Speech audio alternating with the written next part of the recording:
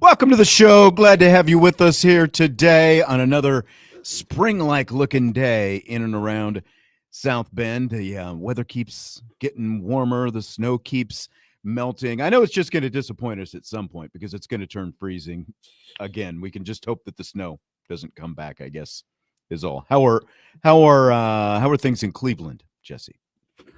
All the snow is melting. It's like 45, 50 degrees, so I mean, it's definitely not as bad as it is. It's not warm out, but at least all the snow is going.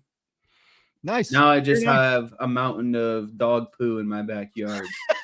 Nobody needs to hear that. I'm surprised because you have a couple of fancy dogs who don't like to go outside when it's cold and snowy. Oh, they've been going outside. Let me tell you that. So they've lost their fanciness, is what you're saying? They're just small. Their paws will start to freeze. That's true. We've got a lot of CJ Carr we're going to talk about today with Notre Dame spring football roughly a month away, maybe a shade more than a month away at this point. But speaking of spring football, I feel like there's something I need to bring up with you today because what will end spring football?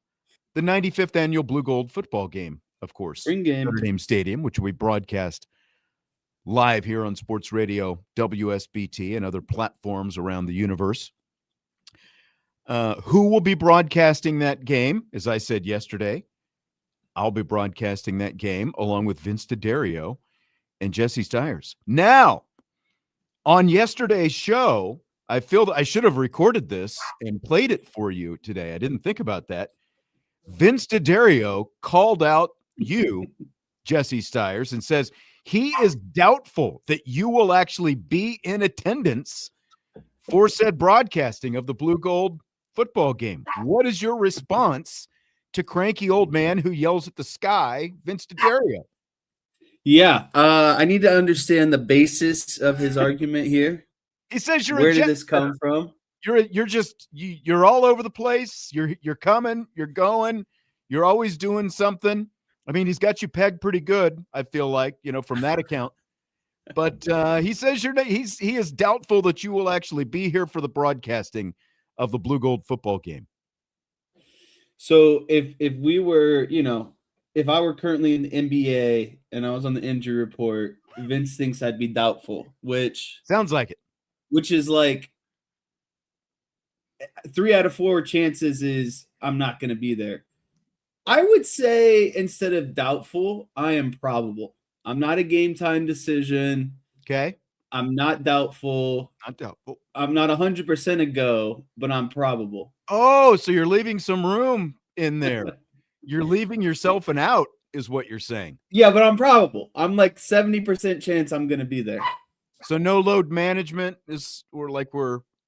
we don't have to worry about load management, tanking, any of those. I don't have another broadcast, so I don't have back-to-backs that day. Okay. All right. It's a little concerning that you're doing a little Darren Patterson here. It's like, is the hamstring okay? Do you have the flu today? What's the story today? What's going to be the story on April 25th when Jesse shows up? Listen, I looked at the schedule, looked at the master schedule. There's no conflicts as of now, which is why I'm probable, but I can never give you 100% certainty. I think you better let your little Snooky there know what's going on so that it can't get overruled at the last minute. Mr. John is very confident that you will be there. Until about 30 seconds ago, I was pretty confident that you were going to be here. Salty Virginia Peanuts is calling you a no-show already. I think Vince's comments have made me want to play the line here a little bit. Did it shake you? No, it did not shake me. It makes me want to kind of play on the ambiguous side of things. I want to play the line a little bit. Going to play this loose. Okay. So again, very Darren Peterson-esque, I think, at this point. Hopefully I don't re-aggravate the hamstring a couple days prior. There's a potential for a championship if you show up. So, all right. I think what other people want to know, I actually talked with Vince about this last week, and we haven't been able to do a 3-man show, so we haven't all three been able to talk about this. He came to us last week with the little coaching dilemma. You and a buddy coaching the youth basketball team. How old are said youths on this basketball? U12. They're U12.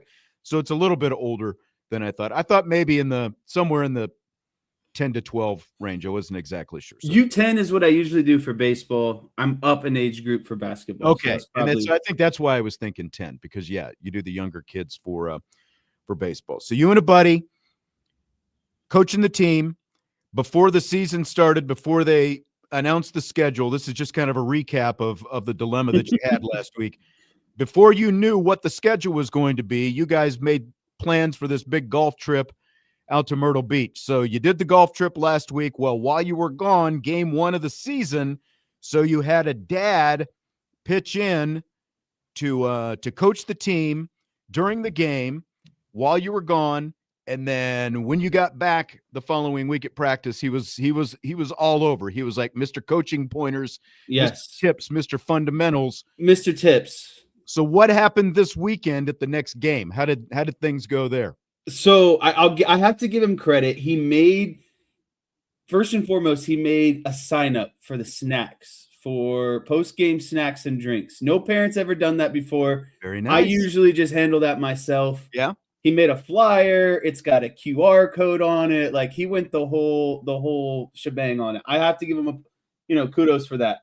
During the game, didn't say a whole lot, but I could hear him on the sideline or sitting in the stands, just kind of, well, that's fine though. Every dad is kind of chirping a little bit, giving some pointers from the stands. Like, didn't come up to us during the game, didn't come up to us before the game, after the game to really talk about anything. He was really just kind of giving pointers, not pointers, but like reminding people to do some stuff from the bleachers, basically. Like, for example, he, like, on some of our rebounds, he'd tell a kid, hey, like, go up strong, or, box out, or, run the fast break, just stuff like that. Nothing too crazy.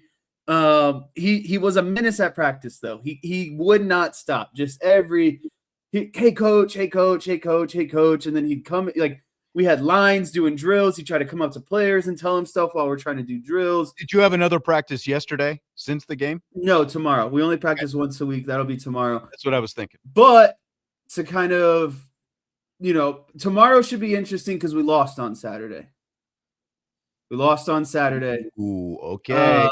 Okay. We played a team, though, that was like, it was U12, but I swear their whole starting 5 was 6 foot tall. Like, we played a team. Whiskers. Yeah, like, kids were shooting, like, all they did was shoot threes in the first half, and they shot threes like 2 feet back from the 3-point line, and just nothing but net. Did this team come down from Windsor, Canada? That's what it felt like. I'll tell you, that's what it felt like. That's a good comparison right there. But I think at halftime we were up by like 1 point, 2 points or something, and their coach must have really lit into them, because the second half they looked like a completely different basketball team. Like, they're doing like between the leg, like, layups and like all kinds. And I was like, yeah, I'm like, where was this in the first half? Either one, you were taking it easy on us, or two, you were just sleepwalking the whole time. But they had I'm not kidding you, their starting 5 had to have an average of at least 5 or 6 inches on all of our players. So it also didn't help that our starting point guard wasn't there. That he's our best player. We'll kind of give some leeway on that one. But we ended up losing by 10. Other team was really good. A lot of athleticism. Another team that you can tell plays together because they had their own jersey separate from the league that we all play in. So, like, they've definitely played together before. So yeah, I don't think it's a game to draw conclusions on, but we lost and we didn't lose with him. So I'm curious to see how Wednesday goes. What's tomorrow going to look like now? John remembers last season. He's talking about your technical fouls. I didn't get any texts last season, but I will say Close. they replaced the ref, and it's no shock that I had no problems the entire game. Didn't say one word to the refs. They were fantastic. There you go. They got rid of the old man and they brought in a guy who can actually, he's probably my age, can run up and down the court, is in great shape, actually knows the rules of the game, not this old man just, calling fouls from, 20 yards away from the play, basically. It's like, what are we doing here? You can't see because you can't run that far. You can't keep up. But anyways, great game. Officiating-wise, the other team played great. We obviously lost, but tomorrow should be interesting. I know he's going to have a lot of ideas. Hey, coach, this is what we did in the first game. This is what worked. You didn't do this. Yeah. So we'll see. Right. Super nice guy, but we have definitely, opened this thing up for what's the word? I wouldn't even say criticism. I would say constructive criticism, I guess you could say. But he's on top of things. Him and his wife are, they're definitely running the Parrot Squad, and I can appreciate him for that. That's good. That's a nice little niche, like we were talking about last week. Find something for him to do. He's found that niche. Now we'll find out just how involved he wants to be after versus losses and everything else. So I mean, he's 1-0 and we're 0-1. So that's right. At the end of the day, that is true. Rob is calling you out for your Brian Kelly-esque call to players. It's all the players' fault. I will say, though, I didn't get a post-game donut. It was Valentine's Day. The donuts went quickly. Not even the coaches were able to get donuts. I was kind of sad. That's disappointing. That's oh, they had had Valentine's sprinkles on them and all that stuff. But I don't need a donut. I'm back on the fitness trail. Okay. All right. Strong. All right. We'll see how it goes this week. Good luck to you. Hopefully this is going to be something to follow, I think, as this season goes on. So, it's a short season. How long does the season last? Until the end of March. Oh, well, you're going to be done before you know it then. Yeah, this one goes really fast. Yeah, I got to agree with B. Tomey in the YouTube chat here. Donuts are for winners. I guess we're going to start withholding snacks based off performance. That's right. No fruit roll-ups for you, kid. You only get those if you win. You had a negative 10 plus minus today. That's what I need to have him do. He needs to start taking advanced stats because there's nothing that drives me more insane. In the second half, we just had so many turnovers where kids just want to sprint up the court with the ball, and it's like you don't have that good of dribbling skills to try to sprint up the court. And get him an iPad and load up one of those stat programs. That's what I'm thinking about doing. That'll keep him occupied. He won't be doing much yelling during the game either if you do that. I don't care about points. I don't care about rebounds. In the league we play in, turnovers. I mean, turnovers kill you in basketball at all levels, but those are the ones that drive me absolutely. Like we had a kid that turned it over like 3 straight times, and I looked at Tyler, I was like, "You got to get him out of here. I'm going to lose my mind. Like we can't keep turning the ball over." You're venturing into purple face right now, so you don't want to go there and just leave yourself completely open to that can of worms. All right, so we'll follow Jesse's coaching ventures. It sounds like for the next month or so. Let's talk some Notre Dame football because the Irish do open spring practice in about a month. We're actually going to get to talk to Charlie Partridge and some of the transfer players tomorrow over at Notre Dame. So looking forward to that, kind of some first opportunities to talk to some new people coming up on Wednesday.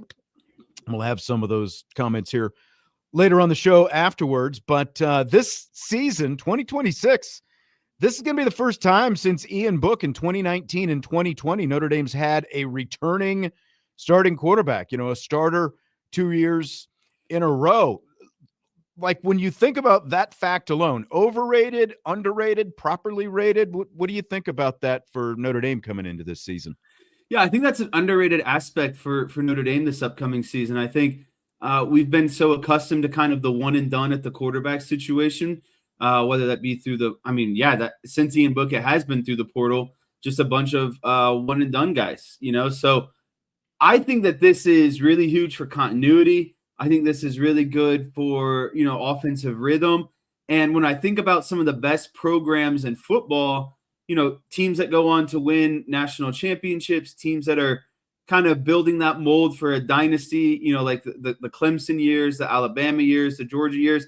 I feel like they have a lot of continuity at the quarterback position. And so for me, I think this is something that I'm actually really looking forward to at the end of the day. And I'm excited to see Notre Dame with a quarterback where you're not starting over on offense, because I get it. It's the same offensive coordinator and it's the same playbook, but you still tailor some things around your starting quarterback. And I think it's a good thing for Denbrock, Carr, and the rest of the offense that they don't have to kind of take a step back to take a step forward this season. They can just keep rolling into things. CJ Carr has a good foundation underneath him. And what you would hope is he's just going to continue to get better this season. Like, they don't have to waste any time on maybe some of the little stuff that they did last season. It's just straight to the go and really enhancing and chiseling kind of CJ Carr's toolbox. Right. I mean, they've had all off season to think about, okay, strength all off season, all 1.5 months of it, or I guess 2.5 months or whatever it is, not long, but still, there's been an off season where they can sit back and,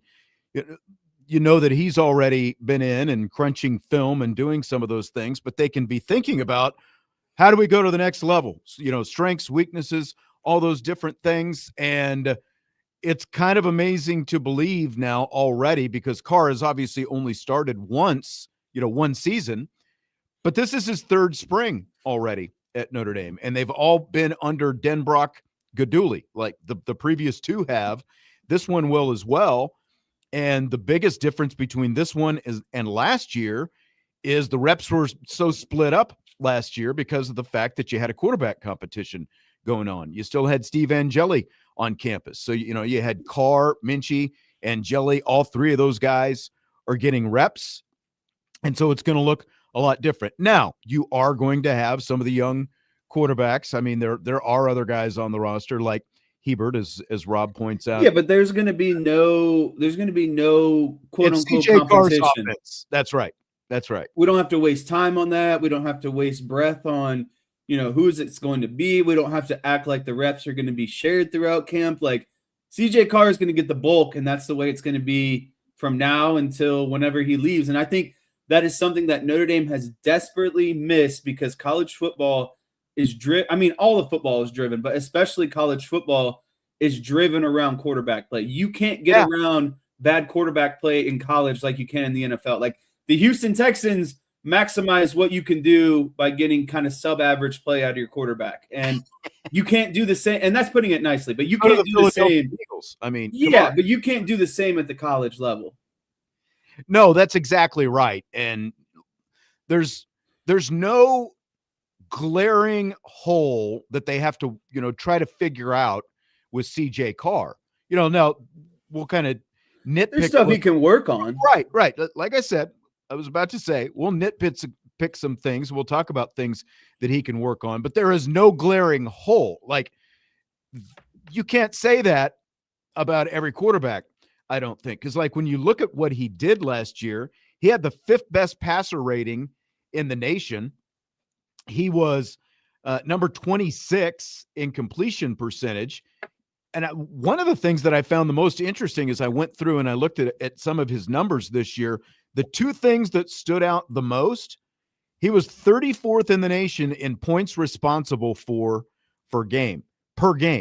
Now, obviously, you expect the quarterbacks, to be fairly high on that list, but like the South Florida quarterback was number 1 at 21.3. Fernando Mendoza was number 2 at 18.8.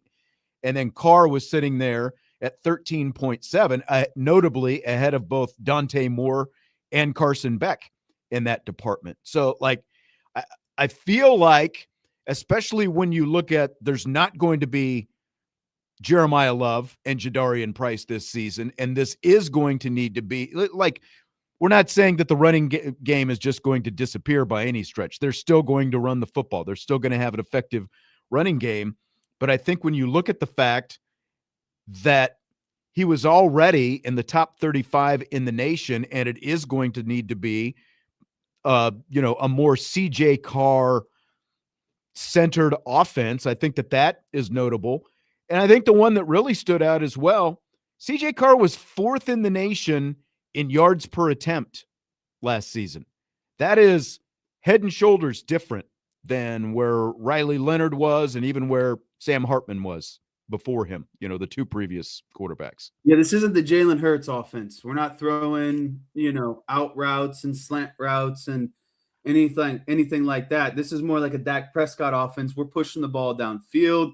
We're making layered, complicated throws, and you have to have a lot of precision. And I think that's the quarterback that CJ Carr is, and I think that's the quarterback that he wants to be.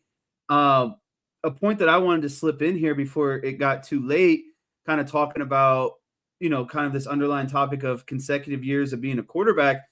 I would say that Notre Dame is in a better position in terms of unknowns than they were with Jack Cohn coming in, Sam Hartman coming in, and Riley Leonard coming in. Because when Riley Leonard was coming in, you didn't know if he could actually throw the ball. How efficient and how well could he actually throw the ball downfield? Sam Hartman, he was in that gimmicky offense this whole time. How would he translate to a more traditional style college offense? And then you got Jack Cohn, where he could throw the ball, but he was super immobile. How would he move in the pocket? What would the run game look like off of him? He was just really a thrower of the football. And so I think with CJ Carr, you don't have that big question mark like you did with some of those other transfer quarterbacks, which is really impressive for a guy that is obviously only going into year 2 and isn't a grad transfer where you would expect him to have kind of things predominantly figured out. Right. It's a great point because, again, we're talking about the benefits of having a guy starting for a second straight year, which, again, they haven't had since 2020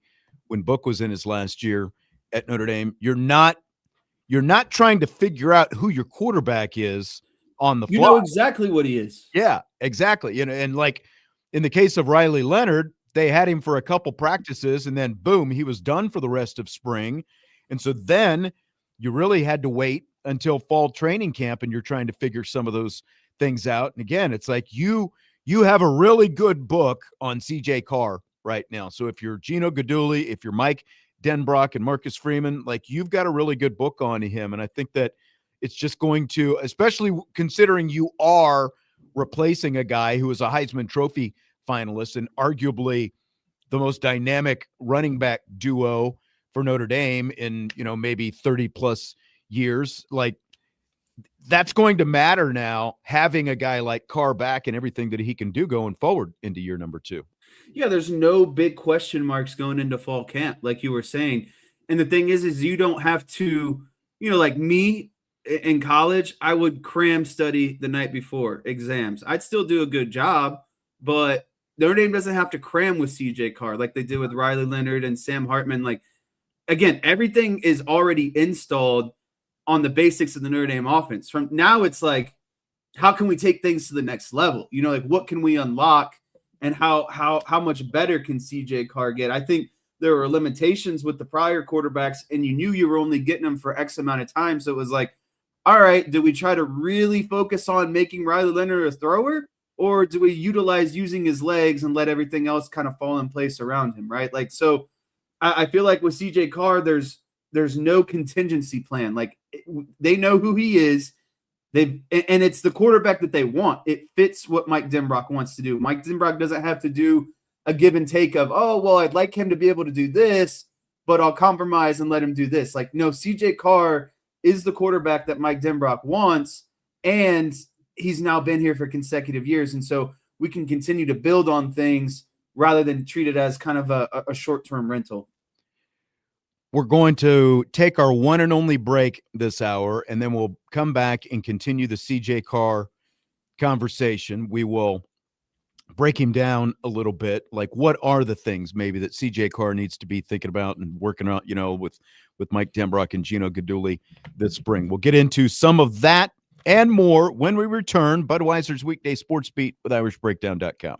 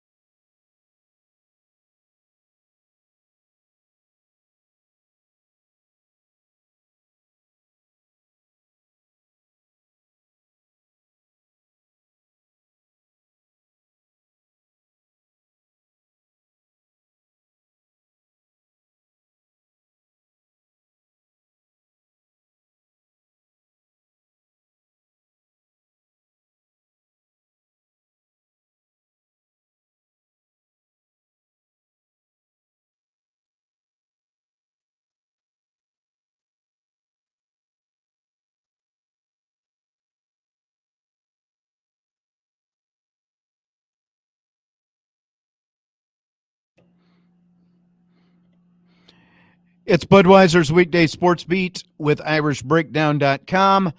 I'm Sean Stiers, along with Jesse Stiers today. He's got Henry and Scooby roaming around in the background. I don't see him right now. Are they actually calm? Surprisingly, no Naomi. She's in the Nebraska, Kansas area this week. So just me and the dogs. That's where things break down. We're talking CJ Carr going into year 2 as Notre Dame starting quarterback with spring practice just about a month or so away from right now. So what do you think are the biggest things that, I don't even want to say concerns. You can call them concerns, weakness, whatever you want to call them. What do you see as the biggest things that Carr needs to work on in his game? Yeah, the things that kind of stuck out the most to me, number one, and I think this is just this piggybacks on an overall offensive issue.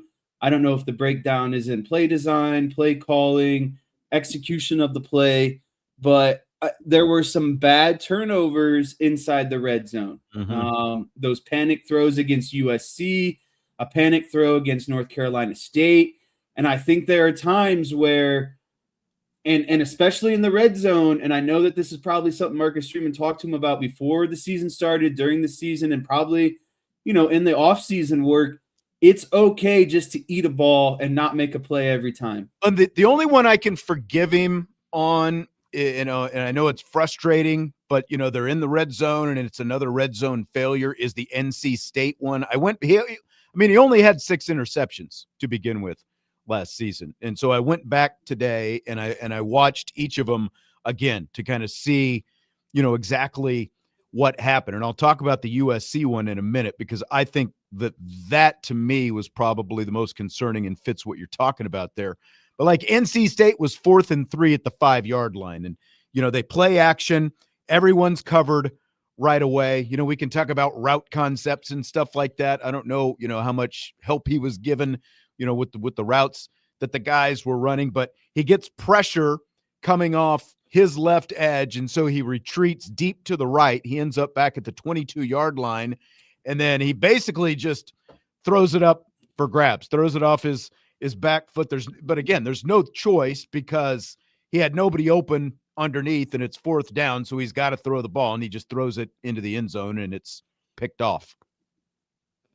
Yeah, that one's a little bit more excusable because, like you said, it's 4th down. It's either touchdown or nothing. It's going to be a turnover on downs if you don't get it. So throwing a turnover in that situation isn't as nearly – it's more forgiving, I guess you could say. The interception against Pittsburgh was also not his greatest, and I believe that one, again, was kind of inside the red zone. And so remember, there were 2 against Pittsburgh now, and – I think the one that was the most distressing is the first one. He basically just locks in on Eli Raridan and Pitt's playing zone, and Carr never sees the safety sitting there, and the safety just jumps it, and he nearly took that one back for a pick 6. But I think that is something where you can confuse a young quarterback, with some of those zone coverages and stuff like that. It really wasn't that confusing. Again, he just locks in on a guy and the safety jumps it. But I agree with what you're saying. Like that one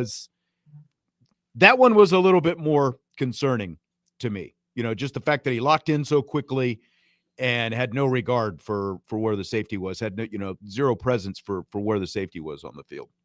Yeah. And it's hard to say, where his mind was at, but, it could have been one of those situations where he felt like, hey, like, I'm just going to let it rip here. We're playing good football, everything's kind of going our way.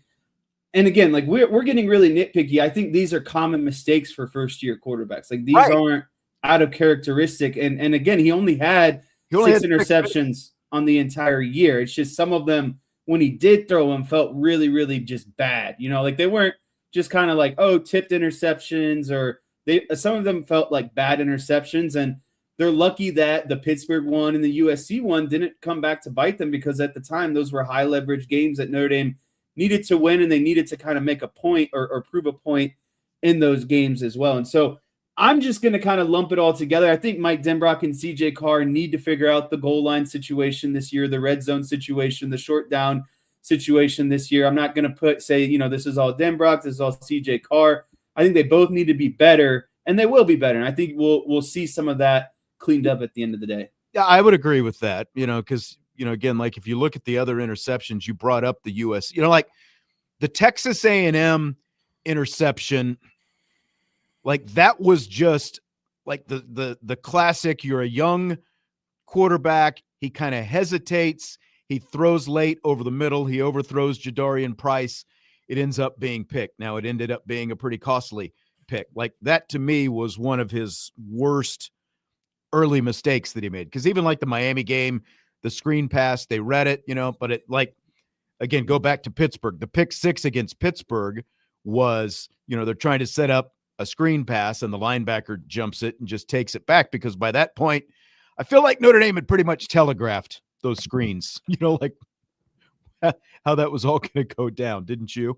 Yeah, and it's much more excusable to give him a pass in quarter 1 in his first game at Miami than it is game 9 or 8, whatever it was against Pittsburgh on the road. And yeah, I just think that I think they need to get rid of some of those screen plays as well, which leads me into I don't think CJ Carr is really good at the RPO reads, and I don't know. That's something that DJ brought up here in the YouTube chat. He says CJ needs to continue to gain confidence in the RPO game, and that definitely showed in the Miami game. But again, it's like, well, you can write some of it off. It's his first game and all those kind of things, but they really got away from it later in the season.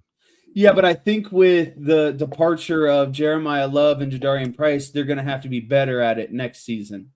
I would agree with that. And I think that it's a part of Mike Denbrock's overall kind of play calling, offensive philosophy. Well, they're not heavy running it. It's just a part of the playbook, and it's something that CJ Carr has to get better at to kind of keep defenses on their toes. And, if a game plan kind of calls for it, specific game plan, he needs to be able to execute those plays. And so that's another big one for me, just becoming more comfortable with the RPO game, making his reads. And then obviously we just kind of talked about, their red zone presence as well. And I think what's kind of confusing about that, or maybe conflicting about the fact that he's not as great with the RPO stuff, is that in general, I think one of his strengths is his pre-snap recognition. When he looks at the defense and his ability, to either change. He can read defenses at a higher level than most young quarterbacks and experienced quarterbacks can. Which you would think would make you good at the RPO stuff, because you're trying to figure out where the defender is and what whether. Yeah, and I think it's you would think so. I think that's why defenses run that kind of stuff, is because they technically have one player where you don't know if they're going one way or the other, and it's CJ Carr's responsibility to make that read as the play is going on. And so pre-snap, you can get yourself, in the best situation, but on the snap of the ball, you're still reading that player and determining, what to do. And I think he struggles with that a little bit. I think he knows the right answer pre-snap, and then if it doesn't happen post-snap, not that he panics, I just don't think he has the comfortability to be confident and decisive with where he wants to go with the ball. See, and I think a lot of that was going on in the USC game, because I felt like the way he played during the USC game, he was anticipating things that didn't necessarily happen. And I felt, and that was USC's scheme. Right. If you I remember Nick Saban specifically talking about that on game day beforehand of what USC needs to do to CJ Carr. And that's exactly it. I think he thought he had an idea pre-snap, and then post-snap, it was like, well, that's not it. And it led to a little bit of panic. Right. And you talk about the USC interception, that's probably one of the worst ones to me, because it's 3rd and goal at the 2-yard line. And the original design, they've got Eli Raridan lined up as kind of a wing on the right side of the formation. They bring Raridan motion behind the line. And what Carr originally did, he looked right at Raridan, but he decided not to throw. He had enough space that Raridan would have gotten something, I think, out of it, though there was a defender closing on him. But so He hesitates a little bit, decides to keep it instead of throwing left to Raritan. Remember, he scrambles back to the right, and it's kind of looking like he's going to pull the Miami thing again, where he's bobbing and weaving and, all that stuff. But he scrambles all the way back across the field to the 25-yard line, and then you got a back foot throw. He underthrows the end zone, and USC just picks it off. But that's like a perfect case of it's 3rd and goal at the 2. If there's nothing there, just throw it out of bounds. We'll either go for it or we'll kick the field goal and get our 3 points. At that point in the season, they might have just gone for it. Yeah, but you always got to live to fight another day. Exactly. You got to give yourself the option of going for it or kicking a field goal. Yeah, and that's one of his strengths. Can also be a weakness. Is that he wants to fight to the last second to make a play, and sometimes you got to just realize that saving yourself for the next play can be the best play sometimes. Yeah, it's definitely a double-edged sword. And if you told Patrick Mahomes to throw the ball away every time, people would call you crazy because more often than not, he's going to make a play. And we haven't really seen him make those catastrophic bad plays. And so it's hard, but CJ Carr isn't Patrick Mahomes. So you got to, again, you got to – Patrick Mahomes, let's just be honest. But that's what I guess I'm getting at is there's literally maybe 2 or 3 professional quarterbacks who can get away with what he's trying to do on those throws against USC, North Carolina State, where he's just kind of running around trying to make something of nothing. Right. Excuse me. I did find it interesting, though, again, like when you look at kind of where Notre Dame ended up ranking the last couple of years. 2 years ago with Riley Leonard, they were 19th in the nation at nearly 201 rushing yards per game, but they were 101st with 198 passing yards per game. You flip that to last year, CJ Carr's first year as a starter, they move up a couple spots from 19th to 17th in rushing, still over 200 yards a game, but they go from 101st in passing to 35th in passing. Now, they're not going to make as big a leap this year with Carr, but what do you think that, because a lot of people, I think, want to know, what do you think the balance ends up being? Do you think we see an offense that's closer to 280 passing yards per game and, maybe a few shades under 200 rushing yards per game? Yeah, I think that this is a really tough question because you have to look at the current strengths and weaknesses of this offense. And it's clear, in my opinion, you have more answers in the passing game than you do questions compared to the running game right now. But what makes this so hard is you have a head coach that wants to be a run first, possessive, don't turn the ball over. And so on paper, it's easy to say, yeah, of course, they're going to be probably about 280 in the air and probably like 175 in the run game. And you want to probably, if it were balanced, you want to be top 20 in both rushing and passing. There's so many question marks at the running back position. You have a new running back coach. You have new running back personnel that doesn't have a ton of in-game experience. You have a new running back coach. He's been in the room for a year. So. Yeah, but I mean, are we really going to judge him on his first year with Love Price? And Price? Like now he's actually coaching, I guess is what I'm saying. Like he's not. I'm not saying he was on cruise control, but it was the closest thing to cruise control that you can get. Oh, I know what you're saying. Yeah. You're saying Vince D'Addario could have been the running back coach, and they still would have. Bobby Boucher could have been freaking running coach, and they would have been all right. But no, I think I think Marcus Freeman plays a big part in this because I don't think they're just going to be all of a sudden this team that airs the ball out and just relies on CJ Carr the entire time. They're still going to want to run the ball, and they still have a lot of talent in the running back room. And so for me, a healthy balance would be around like 275 passing and 175 rushing. Yeah. Josh says if Keedron Young can stay healthy, he thinks the running back room. I mean, there's no question there's talent in the running back room. It's just not the same as Love and Price. It's just all unproven talent. Like they're all good, but it's like from a dynamic standpoint. Now, Aeneas Williams obviously had some breakaway runs. I think he had like 3 or 4 runs of 50-plus yards last year. So, I mean, that's definitely something. But it's also different when you're not in, when you're doing it in the first and second quarter as opposed to the fourth quarter when Price and Love predominantly are out of the game. Now, like this, Stanford game was a different situation, but at the same time, it was Stanford. So, but yeah, I mean, I don't think anyone doubts them, but they're unproven, and it's just going to look a lot different. And that also means that how defenses play Notre Dame, especially to start the season until they prove it, you're probably going to see, safeties playing. I mean, you're going to see the opposite of what you saw last year. Right. When they finally figured out that they had to at least try to stop the run. I mean, last year teams were like, all right, beat us in the air, we'll stop your run game. I think now it's I think it's going to be, okay, we'll stop your run game, beat us through the air this year. Like I would see – actually, sorry, we'll take away the pass game. You beat us with the run game this year. That's the side that they're going to err on more so this season. And again, I think that the big question is still going to come down to what do they do in the red zone? Are they able to be more successful in the red zone? Because they can't leave points out there this season. Right. Stymie says his biggest concern were the times that they had CJ run like the Riley type plays. I didn't mind it. I didn't mind it either.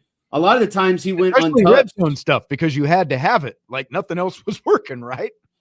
Yeah, I mean, there were some of those plays where it was untouched. Like there was the element of surprise. We're like, whoa, no one's seen CJ Carr do this on tape before.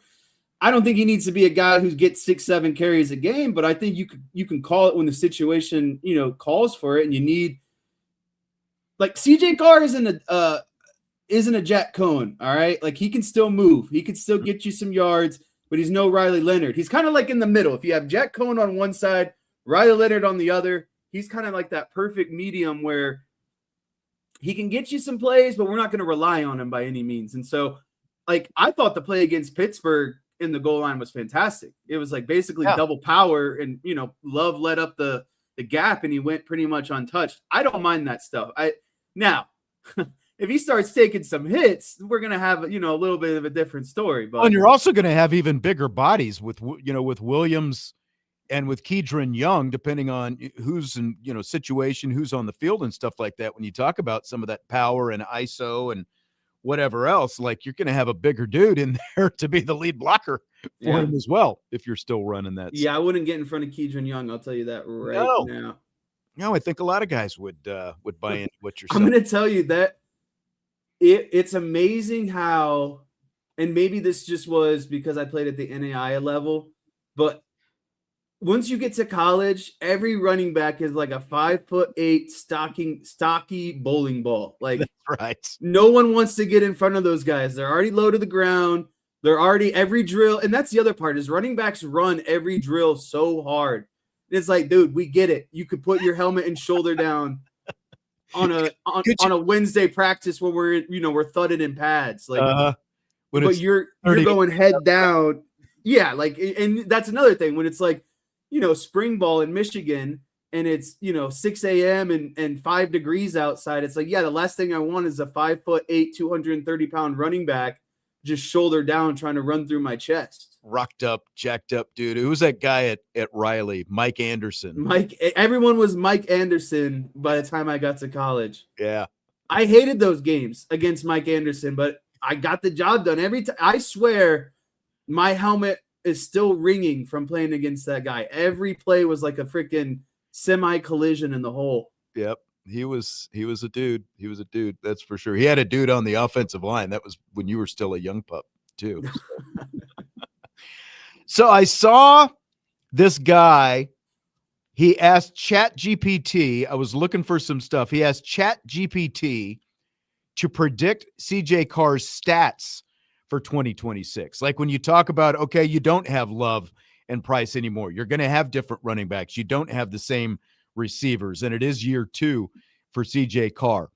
So 3,842 yards is what ChatGPT is predicting. They're predicting 401 attempts, which is a little more than 100 more than what he had this season. They're predicting 68% completion percentage, which is up about 2%, 31 touchdown passes, which is also an increase, and 8 interceptions, which would be 2 more than what he had last year. Yards per attempt, 9.58. And where's that number? His yards per attempt was 9.35. So it would only be up by about a half yard if that comes true. What do you think about those AI predictions there for CJ Carr? Are you willing to take the over on any of those? Yeah, let me get the calculator out here a little bit. I got to kind of start doing math. I guess my first, and maybe this is thinking about it too much. Is this like 3,842 yards would be about 1,100 more yards than what he had this past season for one. Ooh. But is that accounting playoffs? Like, is this regular season or is this the whole season? Oh, that's a good question. It did not like if you were going all the way through the playoffs, I think you could easily buy in on those. But if you're just talking about a 12-game schedule, that's a little bit on the high side. Yeah, I mean, 3,900 yards divided by 12 for a regular season is like 320 passing yards a game. I don't think they're going to be that heavy on him. The completion percentage, the passing touchdowns, if you're in a regular season, it's like 2.5, not quite 3 passing touchdowns per game. Mm-hmm. I'd be on board with that. 8 interceptions, I'd be on board with that. The 48 rushing attempts, that's like 4 rushing attempts per game. I think he's going to sneak in more than 4 rushing touchdowns for some reason. I think he's going to have maybe like 6 rushing touchdowns, 6 to 8 rushing touchdowns by the time it's all said and done. So, regular season, I think these are a bit inflated. But if we're talking about full season playoff run, I would kind of be on that these numbers could go up a little bit more, to be quite honest with you. I think especially the passing yards is the highest one. But if he's going to throw 100 more attempts than he had last year, and then 1,100 yards, because then you're talking about almost 9.6 yards per attempt. I don't think they lean on the passing game that much more than last year, I guess would be my main point. So I would have a hard time seeing that if that's a 12-game schedule. But 31 touchdown passes, that's fairly modest for a returning starting quarterback, I think. Here's what I'll say. I think that, and I don't know what I wish I did. I don't know what the snap share looked like last season in terms of run versus pass. But what I'll say is whatever those numbers were from last season, whether it was a perfect 50-50 split, 48-52, I think you'll see a 5% increase in pass and a 5% decrease in run at minimum. Okay. That's kind of where I'm at.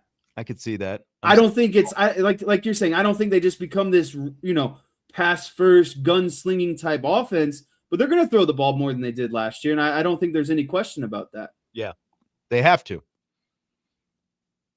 I mean, they have to. And look what they just brought in at the transfer portal. You're not bringing in those wide receivers to say, hey, we're not going to throw you the ball. We're Right. we're a run first offense this season. Yeah, exactly. All right, I've got another CJ Carr question I'm going to save for rapid fire. We'll lead off rapid fire with that. I think it's kind of a juicy one myself. So I'm curious to see what you say about it. I don't know if you've had time to even look over things yet. Joe said to make sure and tell Naomi to stop and get a runza. Have you ever had a runza yourself? No, have you? Yeah, it's like a bun with meat stuffed inside. It's like the meat is, like the bun is baked around the meat and the cheese. So it's almost like a stuffed breadstick, but oversized. Yeah, but it's a sandwich. Yeah. Joe also wants to know who the backup quarterback is going to be. And I think that's actually maybe what that answer earlier. I think it's going to be Hebert myself. I think that's who it'll be this year.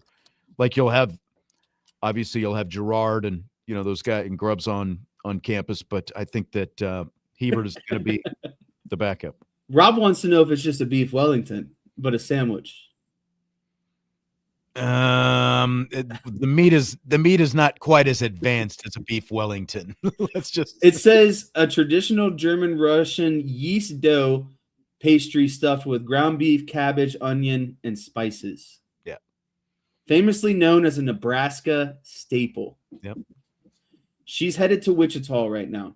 It's been a while. Yeah, I don't think Kansas has them. Like, oh, I know. I think Joe's from Omaha, and I know I've had a runza in Omaha before. It's been a while, but I've had one when I've been out there. So they're tasty. Isn't it funny how everything runs through Wichita? What runs through Wichita? All of my friends that work in engineering, gas, oils, like there's all kinds of conferences, there's headquarters in Wichita, like a lot of stuff runs in and out of Wichita. And I never knew that, being the Kansas people that we are. Pizza Hut, founded in Wichita. Did you know that? No, that's what I mean. The original Pizza Hut. The more you do research on some of these long-standing companies, the more you realize how much business they do. Maybe that's founded in Wichita. Maybe it goes through Wichita. There's lots of stuff that goes through Wichita. I don't know. I had a couple fun nights in Wichita. Did I ever tell you the story? I am 99% sure I met Barry Sanders working at it was either a Taco Tico or a Taco Bell in Wichita. This was like summer, after high school, and I think he's a year younger than me. And so, like, we were down in Wichita, kind of, dudes doing dude stuff down there. And so we stumble in, and there's, this dude who didn't look very big, and he's telling me about how he's going to Oklahoma State. He's this running back, and was gonna, make his way and all this stuff. And I'm looking at him and like, look that big to me. I'm 99% sure it was Barry, because Barry's from Wichita as well. So it had to be Barry then. I wouldn't have, but you get, like, he was also just coming out of high school, so there's no way I would have known. Like, if he said I'm Barry Sanders, and it would have just flown right past me. Because he obviously was still. You met Barry Sanders before he was Barry Sanders. I'm pretty sure I did. I'm pretty sure. I mean, what other running back is from Wichita, same age demographic, and goes on to play at Oklahoma State? Exactly. That's why I say I'm 99% sure. I've never gained an audience with Barry Sanders to ask him if he worked at a taco restaurant in Wichita, though. So if anyone knows Barry, ask him, and see if we could get to the bottom of That's that. what they did for NIL before NIL. They worked at Taco Ticos. There you go. All right, let's take a timeout. Then rapid fire coming up in hour number 2. More CJ Carr and some other stuff on the way. Budweiser's Weekday Sports Beat with IrishBreakdown.com.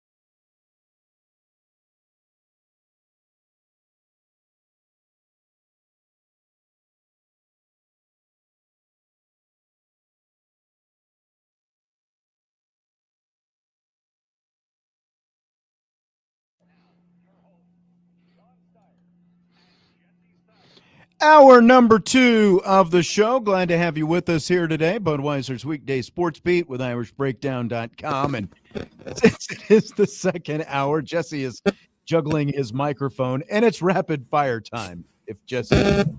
Whoa. Do you hear that? Yes. Severely. All right, I think I fixed it. Let's hope so. I think I have too many devices near each other. Yeah, it happens from time to time. It'll do that. Well, we spent a lot of time in the first hour of the show talking about CJ Carr. So much time that I carried over a CJ Carr question into rapid fire to kick off hour number 2. So, Jesse, knowing what you know about CJ Carr now, would you have bitten the bullet and started him as a true freshman in 2024, thus trading the chance to go to the national championship game with Riley Leonard so that Carr would have had a season of experience under his belt coming into 2025? Would you have made that trade knowing now what you didn't know then? No, I would have not made that. Wouldn't have made that trade. I think CJ Carr, while he didn't play in that first year, I think he developed a good amount, got a lot of reps in, obviously behind the scenes. And if they were scared to throw him to the fire last season, I couldn't have imagined what it would have been the season prior. True freshman. Yeah. And I still think that CJ Carr, I don't, here's where I'm struggling with the most. Okay. I don't know how much of a difference year 2 CJ Carr would have made last season, because their losses early on were because of the defense. The defensive situation and the defensive coordinator still would have been the same. But think about it. I'm generally along the lines of what you're thinking, but the Miami game specifically, defense was a much bigger problem, I think, against Texas A&M. There are no handcuffs on CJ Carr in the first half of the Miami game, and he's not throwing that screen pass that Bain picked off either in the second half. You know, like, your whole offensive strategy is going to be different with a quarterback who's got a full season under his belt going into that opener. Okay, so then let's say they win one of those games and now they have one loss on the season. They probably make the college football playoff. Right. Do you think that they have a better chance at a national championship last year with CJ Carr or the year prior with what they did with Riley Leonard? Right, because with Riley Leonard, it was like Ohio State was the team that was ultimately, like, felt like, looking back, destined to win the national championship. The fact that Ohio State beat the number 1 team, Oregon, just to get to the national championship game, versus this past year, when you look at the way Indiana obliterated everyone but Miami on the way to winning a national championship, they kind of ended up the team being destined, but would Notre Dame have been good enough, would Notre Dame have been elevated enough that you would have felt like Notre Dame would be the team that could have beaten Indiana in a championship game potentially? So I'll say this. I like my chances against last year's IU team than I do against the Ohio State team the year prior. I do too.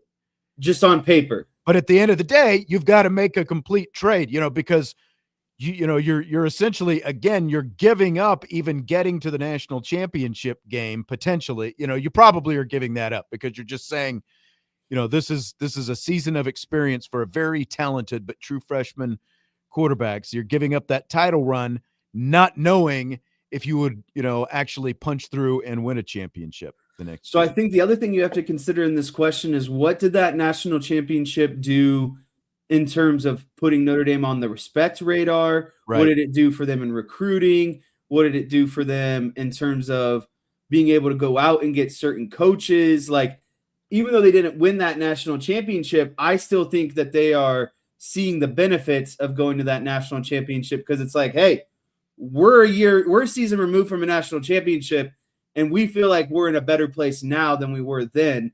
Right. And I think another big part of it is, there's the mental side of the game. What could have happened to CJ Carr's confidence, mental confidence, if he'd just been thrown to the wolves as a true freshman. And he wasn't ready to go. Yeah. And he didn't get that time to develop, to learn the offense, to learn Mike Denbrock's system. I still think there was a lot of learning that went on. And again, I'm going to fall back on, I think that what that playoff run did for Notre Dame on a national level, and falling short in the national championship, I still think there's a lot of benefits to that than just calling the season a chalk and not making an appearance at all. Right. And I agree with what you're saying. Like, what Notre Dame as a program gained from that national title run, the respect that they gained across the nation for how they played against Ohio State in the national championship game, for beating Georgia and Penn State in back-to-back weeks. And, dismantling IU. Yeah. And like all the boxes they were able to check off, like all those, streaks of 30 plus years of not winning major bowl games. That's what I mean. By the wayside. Yeah. I'm glad that that's beyond us. And that's not CJ Carr's obstacle to conquer now. Like, that's behind him in the rearview mirror. He's building off of that. He's not the young guy that's expected to give you those wins, to make a playoff run, to beat some legitimate teams in the playoff, to make a national championship appearance. And so I've made my decision. I'm not trading it. I wouldn't either. I do think that a more experienced CJ Carr would have given Notre Dame, I think that they would have made the playoffs this past season, if CJ Carr had already had a year under his belt. That's kind of what got me thinking about this question. But again, you have to make a blind trade, because you would have had to go back before 2024 and give up, not knowing that you were going to make it all the way to the national championship game, because they would have been in a worse situation going into that road game at Texas A&M to start 2024 with a true freshman starting quarterback.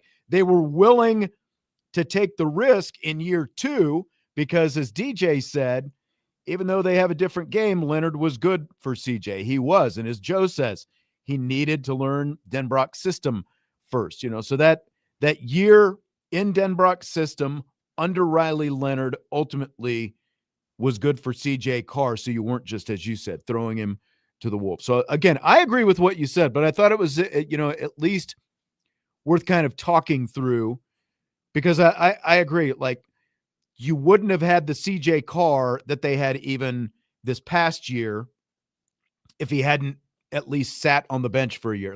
I think the biggest impact he would have had, and maybe even against Texas A&M, there could have been some difference as well. But I think the biggest impact he would have had is that road game at Miami to start the season. That's where you would have seen the biggest difference if Carr had had a year under his belt going into that. I will say the only way I am considering this, or the major thought that I had when considering this, is I would give anything, and I mean anything, to have last year's Jeremiah Love with this upcoming CJ Carr. Oh man. They didn't time, and it's no one's fault, but the timing of that overlap, I think, will be something that potentially haunts Notre Dame fans for a long time. One of those just big what ifs of if we had CJ Carr prime with Jeremiah Love prime. Right. Instead of getting early CJ Carr and the end of Jeremiah Love. Jeremiah Love. Yeah. Man, could you imagine? And that's the only part that I would consider, because you would have year 2 CJ Carr and year 3 Jeremiah Love in the same season. And that could be enough to overweigh everything. Rocket ship. That offense would have been a rocket ship is what it would have been if you had those two things matched up together. Yeah. And as Michael says, or Price, I mean, that would be, but especially if you had Love, as you're saying, if those two things were synced up, year 2 experience with CJ Carr and final year with Jeremiah Love together. But it's how college works, Can't have it all. Everyone's got to matriculate. That's right.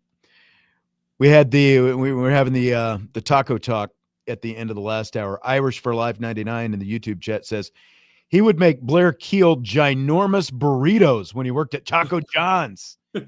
Close to the stadium. There used to be a Taco John's by the stadium. Yeah, now I'm disappointed. Man, what happened? I like Taco John's. How did Taco John's go away? That's another Midwest, Kansas, Nebraska staple.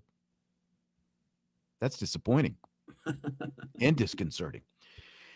Fill in the blank. ESPN's Mark Schlabach has a prediction of All-Americans for the 2026 season. It's blank that Arch Manning is his pick for quarterback All-American, with Dante Moore and Julian Sayin as his also considered list. And those are the only quarterbacks mentioned on Schlabach's list. Yeah, I'm just going to call what it is. I think it's lazy. I think the list is overall lazy. I think it's easy to anoint Arch Manning because that's exactly what everyone did last season. So like, all right, well, he's got a year now. Why don't we run it back? It's like eventually this thing's got to stick. But I've said this before. I think the bigger Arch Manning is going to be good. Like there's no question about it. How good he is or what his ceiling gets up to, only Arch Manning will know that. I have more qualms with Dante Moore and Julian Sayin on his also considered list because if I'm going to stick to this. I'm a man of consistency. If Dante Moore is so good, why isn't he going to the NFL this year? It is a weak NFL draft class, especially at the quarterback position. And miss me with he doesn't want to play in New York or Oakland. That's what comes with being the best quarterback. Look at what Caleb Williams is doing with the Bears now. You think he wanted to go to Chicago? They won a freaking playoff game last season. You know, like you can turn it around. Everyone gets so caught up about the quarterback. It's about the front office and what you have around a young quarterback. And then I'm going to move on to Sayin. Julian Sayin, it's not like Ohio State played contender after contender last season. They played Texas to start the season. They played, a down Michigan team, and they end up looking really bad in the Big Ten championship. And so his most important games of the season, Texas being at the beginning and the Big Ten championship being at the end, he didn't look good. And it's not like they looked good against Miami in the playoff either. So, yeah. And the thing is Sayin, for what he has on the offensive side of the ball, he had more freaking firepower than CJ Carr. He's got the number one wide receiver in the country. He's got another wide receiver that's going to go in the first round of the draft. He's got running backs, we can't make an argument there, but he's got more weapons around him to throw the football than CJ Carr did. And CJ Carr looked better against tougher opponents, in my opinion. So that's where I just draw the line. Arch Manning, it is what it is, but I think Dante Moore is highly overrated. And I think Julian Sayin had more around him, and CJ Carr was more productive last season. I'm just saying, Julian Sayin. That's right. You keep wanting to add an O to his name for some reason. But yeah, don't do well with I just look, and I've heard, everyone's got rankings, and like Schlabach's got this All-American thing, and I get it. It's, like even to be in the top 4 or 5 or 10 or whatever, it's still a very elite group. But I find it odd that Vegas has CJ Carr as their Heisman Trophy, one of their 2 Heisman Trophy favorites coming into this season, but all the writers and everybody else around the country still put him a lot lower on the rankings. Is it just because like Vegas thinks that Notre Dame is going to have a chance to compete for a national championship and it's Notre Dame, so they're just automatically I think that plays into it. I mean, I think that's got to be. But sharp bettors set the line. It's right. Not like Vegas. Vegas lines move when heavy money comes in a certain direction. And so people who know a lot about gambling and know a lot about college football are putting a lot of money on CJ Carr and Arch Manning to win the Heisman. And so I hate to say this, but Vegas usually knows better than the typical ESPN writer. Right. Because there is money on the money's line. Involved.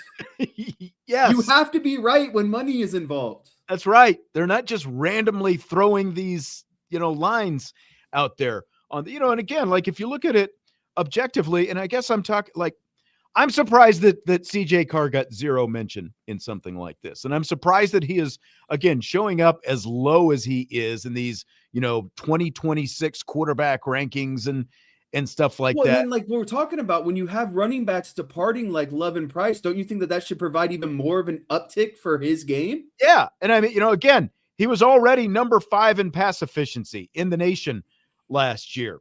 He was, as I said before, he was number 34 in points responsible for per game with Jeremiah Love, a Heisman Trophy finalist running back, playing with him.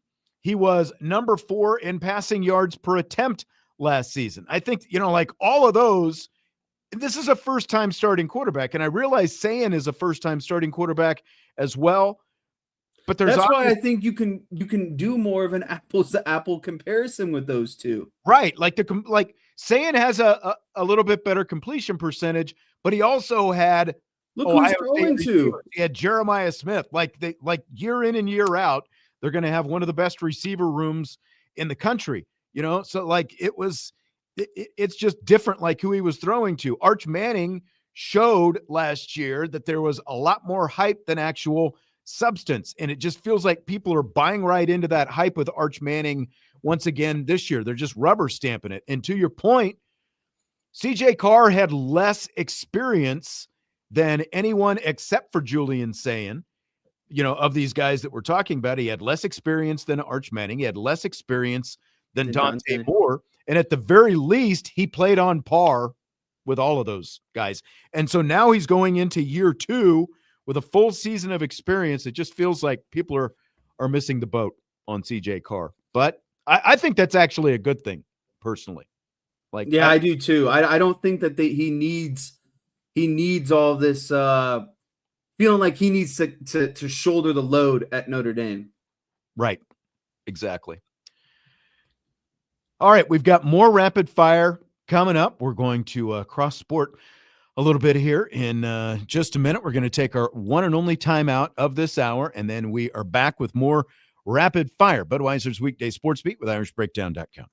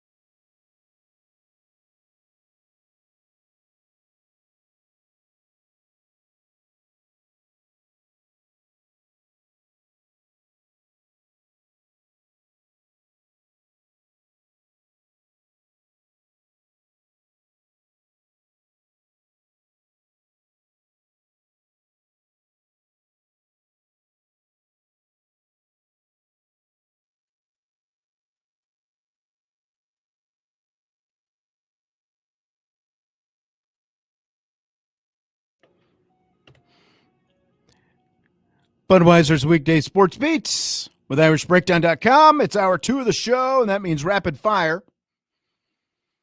Coming up at 7 o'clock tonight, the Wake Up the Echoes show. Notre Dame Athletic Director Pete Bavacqua and some women's lacrosse players and coaches be the guests on tonight's show. So you got that to look forward to on the Wake Up the Echoes show tonight on Sports Radio WSBT. And, of course, you can find that Wake Up the Echoes podcast as well later on if you can't listen live. Our old buddy Renee is here. Good to see you, too, Renee. Frank says hello. Did last week, show got over. It was a Thursday. So mom was working over at the other job, and she always calls me on her way home. Okay. And she was like, da da da da da da. You know how she is. She's just talking and talking. Sometimes just talking to talk. Sometimes she's just talking. I'm shocked. Like that. Sometimes she's just talking because she's like a personal detective. She's got to like figure out all the things that are going on. But anyways, I told her to call you Frank when she got home. Did that happen? That happened. Did you chuckle? Like, how did you know? She told me she talked to you. I was like, just call him Frank. He'll know. She told your sister to say it, but she couldn't she couldn't say it very well. So it didn't go very far. Stymie says, I'm guessing Mama Stiers doesn't listen to the show. Not very often, like only on occasion. She actually does not listen. Like, she likes silence when she drives for some reason. She likes the sound of the tires grinding on the road more than music or talk radio or. So I used to think she was crazy, but I have found myself as I've gotten older doing the same thing. Like, some days I'm just like, any noise right now will put me over the edge. Can't do it. I can't do it. Like, the silence puts me over the edge. By the way, I forgot to mention in that Schleybaugh, like the All-American, with the quarterbacks, Anthony Knapp made Schleybaugh's also considered list at tackle for 2026 All-American. Leonard Moore, the only Irish player that he predicts as an All-American for 2026. So, not surprised. Do with it what you will. I'm surprised a linebacker wasn't mentioned, but other than that, I was too. I thought that we might at least see one on the also considered list, but yeah, I was a little surprised by that. With 5 games to go in the regular season, Notre Dame men's basketball sits in 15th place in the ACC standings. Only the top 14 make it to the ACC tournament. Scale of 1 to 10, how important is it for the Irish to make the conference tournament? It's a 10 out of 10, but it's a double-edged sword because if they make it, they're just going to get just stomped on in that first game. Oh, no, I take that back. I forgot that they treat the first the first round of games almost like play-ins. It'll be fairly evenly matched. Yeah, there'll be 2 double-digit seeds down there duking it out at the bottom. They need to get in and they need to win that first game before they go against like the number 1 or 2 or whatever, because that's just going to take care of itself. That's like, I don't even want to think about it, but I've dreaded the day that this has come up, to be honest with you, but it would be a complete embarrassment for what we talked about with Micah Shrewsbury as kind of his 5-year plan when he first got hired, that in year 3, we probably thought that there was a legit chance that they should be playing in the NCAA tournament. Mm-hmm. If not that, definitely the NIT tournament. Right. But now we're talking about not even making the ACC tournament. The ACC, exactly. If you would have told me that in year 1, I would have told you get lost. Like they don't need to hire Micah Shrewsbury if that's the case. So I think a lot of people would agree. It's just really hard because I don't want to go down this road. I think that he is definitely underachieved, but at the same time, I don't think we realized how bad of a position the program was in when he inherited it. No, and that's where I'm at with this situation. And we've given him that. I think both can be true. No, that's exactly right. We gave him that pass for 2 years, and you're definitely without your best player. Okay, I get that, and there's the whole, well, you're relying on freshmen. Everyone across the country, in the Power Four conferences are relying. KU hasn't had their best player, and they just beat the number one team in the country. I get it; it's different, but right. But my point is, like, just to say, well, they're freshmen. You can't, like, everyone's relying on freshmen. Everyone's relying on cobbling together even a roster because of the transfer portal, and it's year 3. It definitely, should be farther along than what it is right now. But as to the specific question about making the ACC tournament, I think it's 10 out of 10. Like, this, at the very least, for as bad as things have gone, and you have been without your best player for so much of the season, for where everything is right now, at least this gives them something to play for these last 5 games. It might seem like very low-hanging fruit, but it gives them something to play for. And I feel like if they can at least say, okay, we're playing our butts off, we've got a chance to get into the ACC tournament, and then look at where he was in his last year at Penn State. They were the 10 seed in the Big Ten tournament. They ended up getting all the way to the championship game of the Big Ten tournament, and that got them into the NCAA tournament. Now, that won't be the case this year. They would have to win the ACC tournament to get an NCAA tournament bid. And I don't think anyone's talking that far. But at the very least, with 5 games to go, and I'd count 3 very winnable games for them, I think that it is a 10 out of 10 for them to get to the ACC tournament. It gives them something to play for. It gives them some extra motivation. And then at the very least, you can have some kind of building block going into the off season, and give yourself at least some kind of confidence in what has otherwise obviously been, for everyone considered, the coaching staff, the players, fans, everyone, it has been a very disappointing season. I don't think there's any way, to talk yourself around that. It's been a very disappointing season, but at least getting to the ACC tournament with everything that they've gone through would, I think, be some kind of, shiny little reward, something you could feel good about at the end of the day. Let me ask you this. Do you think Burton is coming back next season coming off the injury? I just don't. I have Is that no not idea. something you want to broach? It would all be speculation. Well, at this point. so here's where I'm going with this. I think that this season can prove to be really big if he does come back and you were able to develop Harlison, Serta, and a lot of these young guys who are getting a lot of playing time and development. And if you combine that, this year's experience with getting Burton back, I think that could prove to be really pivotal for next season. But, I mean, I'm going to tell you this, and I told Vince and you this in our group chat a couple of days ago. They need a Bonzi Colson. They need a Luke Herringody. Mm-hmm. They need someone to take the pressure off their guards and just get an easy bucket every now and then. Just like Couch grabbing rebounds, but like he averages like 6 points a game. That's exactly. not moving the needle. Exactly. And he's the biggest body out there. You can go get rebounds. You're 7 foot. You got to score. I agree. You got to take the pressure off your guards and quit it from this ISO kick, shoot threes type offense where every now and then you can work the ball down low. And like, if they can get a big man that can average like 10 and 10, 12 and 10, like that's a huge difference. They need something down low where they can work inside out instead of constantly having to dribble drive and then kick to the corner and hope that someone knocks down a 3. It's just not sustainable. It's not.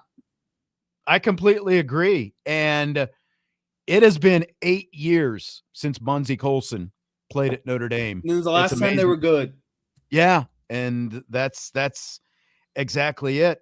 And they haven't had that kind of guy since him. You're absolutely right. They're absolutely missing that. They need that reliable big man. And again, like the formula, Vince and I were talking, it might've been I can't remember, like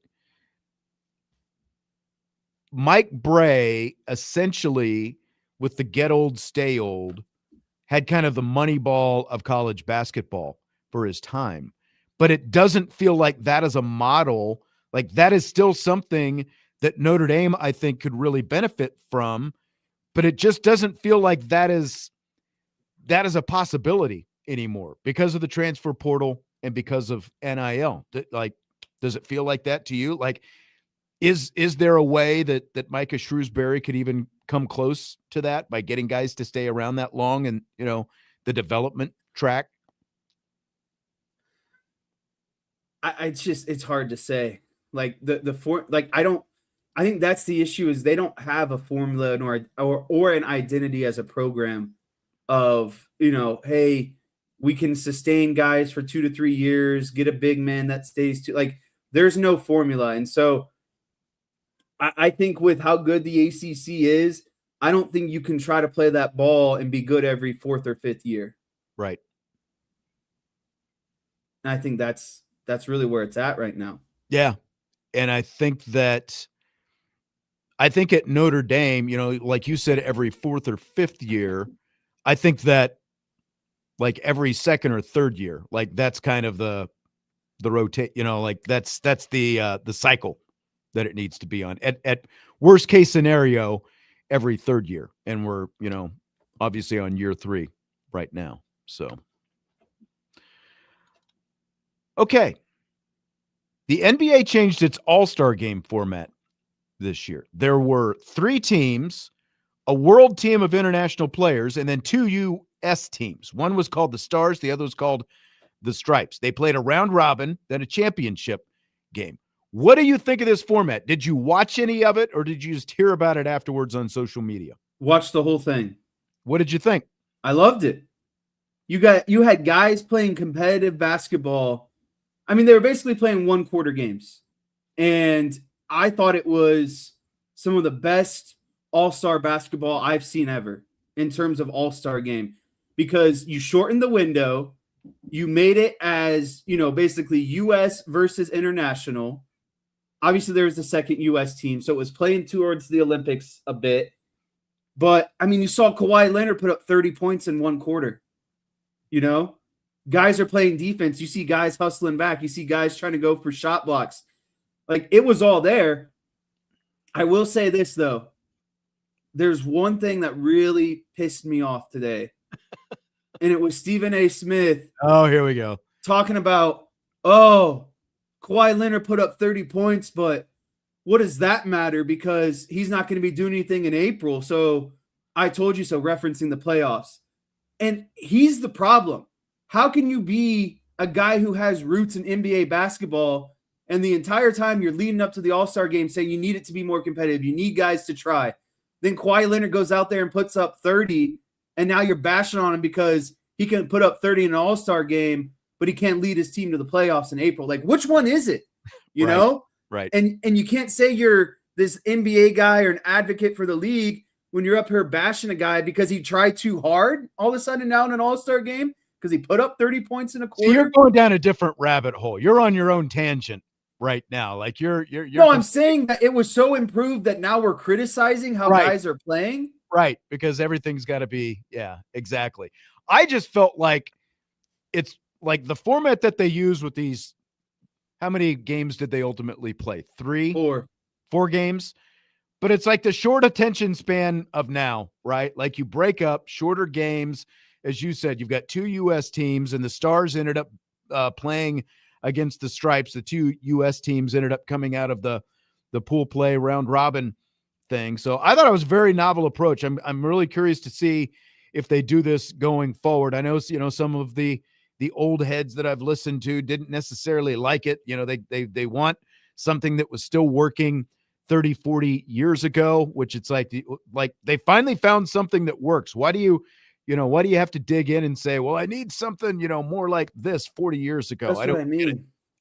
It sounded like a pretty cool setup that they came up with. Stymie was asking, didn't they use the hockey international angle for their All-Star game? Wasn't that the Four Nations Challenge last year? Yeah. I think it gets guys naturally competitive when you're saying, okay, it's this group versus this group within our broader group of the NBA. Right. And I think the World Baseball Classic as this year, so I couldn't see Major League Baseball doing that. But I think it would actually be kind of interesting if Major League Baseball thought about going some kind of international route instead of American League versus National League, like to kind of spice things up a little bit. But I thought it was interesting. So fill in the blank. A year ago, after the Super Bowl, you and I took some flack for saying Jalen Hurts is not a top 5 quarterback in the NFL. You feel blank about that today. I feel like doubling down on that today. I think you could triple down on that because I don't even think many people probably think of him as a top 10 quarterback today, let alone a top 5. Couldn't agree more. So I have a coworker that's probably like 10, 15 years older than I am. And he's an Eagles fan. And every now and then I just kind of send some like wellness messages like, hey, like Eagles aren't looking too good right now. Like, what say you basically? And so I sent him this message the other day and I basically was like, the Eagles are having more drama in an offseason than the Cowboys, like making Jerry Jones look good for once or something like that. And he was like, he basically was like, ha ha, wasn't that disappointing of a year coming off a ... Super Bowl, of course. And I was like, okay. And then he was like, Petula had to go. And I was like, so you're definitely on the Jalen Hurts side of things. Right. But let's recap the last 3 months here. Offensive coordinator got fired because he doesn't want to do the things that Jalen Hurts can only do. You have offensive players requesting to be traded, A.J. Brown. You have no one who wanted to take the offensive coordinator position. Dable would rather go to Tennessee than go work with a quarterback that a supposed good quarterback that just won a Super Bowl. Winning a Super Bowl. Yeah. And it seems like to top it all off, they have a head coach that wants to double down and say, Hurts is off the table. You can't criticize Jalen Hurts. Right. You got to take with what you're getting, Henry. The coach has got to say that, though. The coach has got to say that. There's nothing else that he can say publicly, right? No, but I mean, just it keeps stacking up, man. Like it's hard to sit up here and defend Jalen Hurts if you're an Eagles fan because now you got what is it? The run game coordinator, the longtime run game coordinator that was highly respected. He's now retiring. He's getting the heck out of there. You got offensive linemen considering retirement. What that means to me is you're at the top of the mountain and things are quickly about to start going downhill. I'm just going to say it now. I think the Cowboys and the Giants finish higher than the Eagles next season. Ooh, bold statement. Bold statement. Put me down on paper. All right. I think the Giants will outperform. It would fit with the Eagles if they, after all this controversy, they make another complete turnaround. Because look, they've still got the best roster in the division. And that's the argument against Jalen Hurts. As I've said a million times, just because you win a Super Bowl doesn't mean you're an elite quarterback, because there have been plenty of average quarterbacks. Brad Johnson, Jeff Hostetler, go down the list, Trent Dilfer, they've all won Super Bowls. Go back to Jim Plunkett with the Raiders many years ago. There have been plenty of average quarterbacks, like the jury I think is still out on Sam Darnold right now, but I would take Darnold above Jalen Hurts right now. I would tell you that. Like, Hurts always had the better roster to play with. That's why they were so successful. And you already rattled off all the things that are working against the Eagles, and you've made your bold prediction now. So you think that both the Giants and Cowboys finish above Philly next year? There's no question. I would love to see it. Okay, Olympics are starting to wind down. My question to you, if you could play an Olympic sport, what would it be? Now, this doesn't have to be today. This can be like when you were in your peak physical condition. Do I get winter, summer, all of them? Winter Olympic. This is Winter Olympic sport, since we're in the Winter Olympics, right? Yeah. I got to go. I would love to be a speed skater. To me, it's like winning the 100-meter dash in track and field. I would love to say I'm the fastest man on ice. Love to say I'm the fastest man on ice. That's what I would go with as well. I mean, you've got the quads for it, like just for starters, like you could be right up there with what's that guy's name? Stoltz, the guy. Did you see the pictures of him? Yeah, they did him and Saquon side by side. Yeah. Robin says Bob. Now, what do I think I have the most realistic chance at winning? Bobsled, because it requires a good amount of strength and that initial push off with your running and you could be the pusher for sure. Yeah, I could definitely do. And I read something interesting today, and it basically said some of these Winter Olympic sports are almost like the rejects who weren't athletic enough. Like if you spent 10 years being a curling guy, you could eventually make the Olympics. If you spent 10 years as a monobob sledder, you could make the Olympics at some point. And it was like, I think that's a little unfair. I think that's a little bit discrediting to our Olympic athletes. How much skill actually is there in driving the sled and all that kind of stuff? Right. I would 100% want to be a speed skater though. And I would too.